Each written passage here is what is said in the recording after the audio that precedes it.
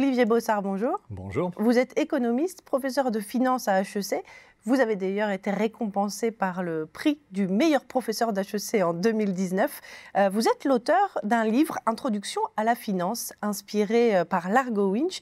Justement, c'est l'occasion pour nous d'évoquer le thème du dernier tome, le numéro 22, fraîchement sorti.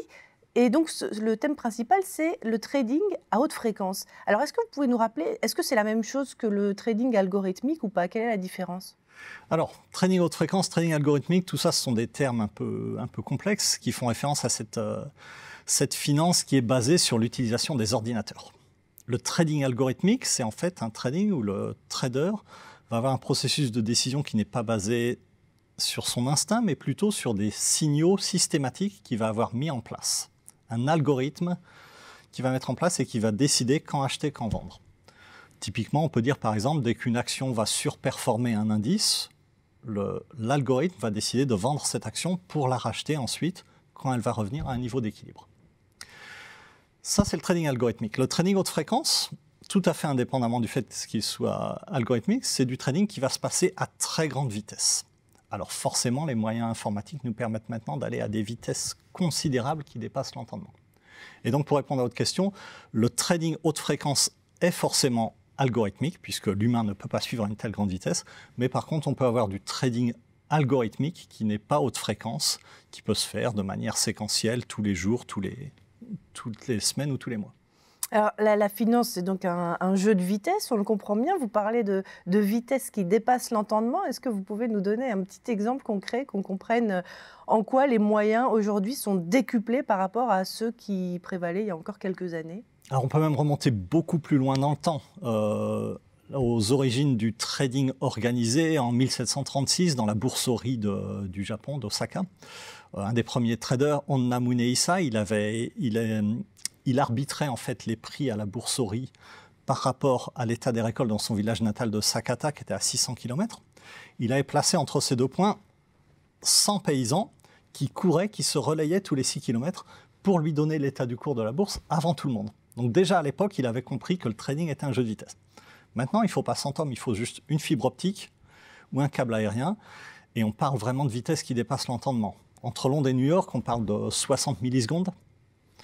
Entre New York et Chicago, 4 millisecondes. Entre Londres et Francfort, 2 millisecondes. Ce sont des vitesses absolument considérables.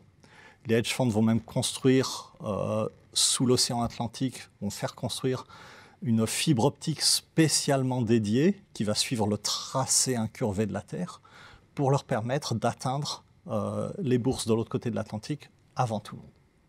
Alors justement, vous parlez de hedge fund.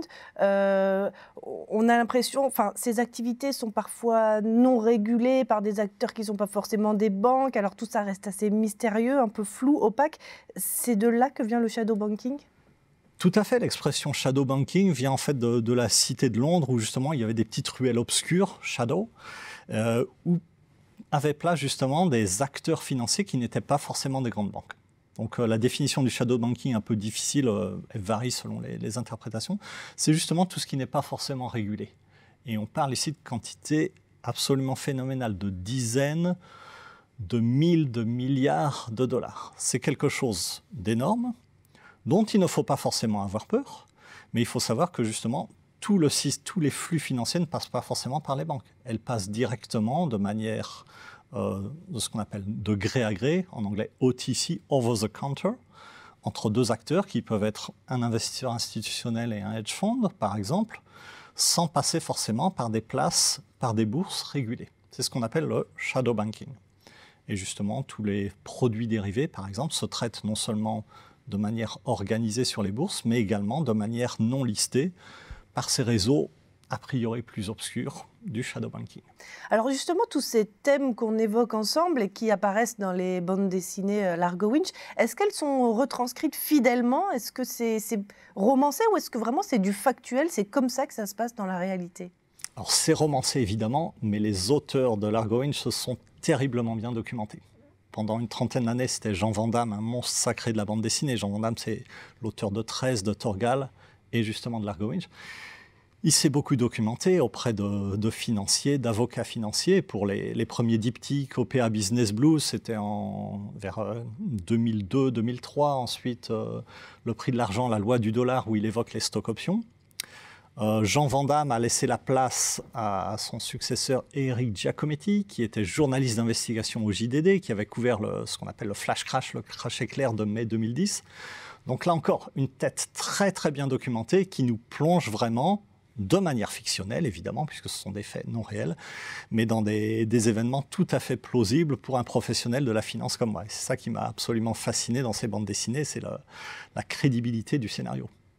Donc, entre Largo Winch et le dernier épisode Les voiles écarlates et votre livre Introduction à la finance, il y a de quoi devenir un véritable expert de la finance. C'est ce que j'espère. Le but, c'est justement d'apprendre à aimer ce domaine assez complexe en apparence, donner des clés de décryptage, donner envie aux Français de prendre goût pour la bourse, pour la finance, qui est un domaine absolument fascinant. Merci beaucoup, Olivier Bossard. Merci.